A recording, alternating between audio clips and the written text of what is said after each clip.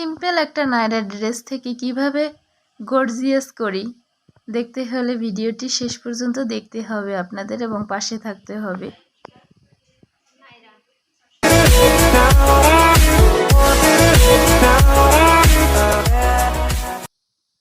Hello বন্ধুরা, welcome back to my channel.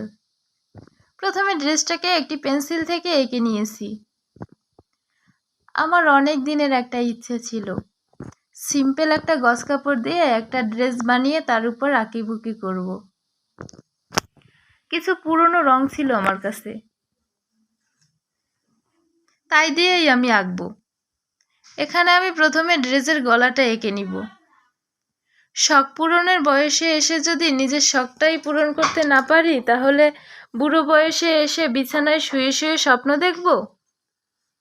Normal একটা dress রং ব্যবহার করে অনেক গর্জিয়াস এবং অনেক আকর্ষণীয় করা যায়। খুব অল্প সময়ের মধ্যেই আমি এই ড্রেসটা মেক করছি। আমার মনে হয় মাত্র 2 ঘন্টার ভেতরেই এটা করা সম্ভব। আমি এখানে মাত্র 2টা রং ব্যবহার করছি।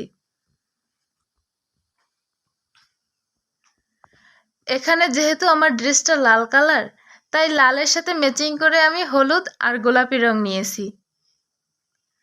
আপনারা চাইলে এমন একটা সিম্পল ড্রেস থেকে গর্জিয়াস ড্রেস বানিয়ে নিতে পারেন। বন্ধুরা, আপনাদের ভিডিওটা যদি ভালো লাগে তাহলে চ্যানেলটা সাবস্ক্রাইব করে দিবেন। পাশে থাকা বেল আইকনটি অন করে রাখবেন পরবর্তী ভিডিও পেতে।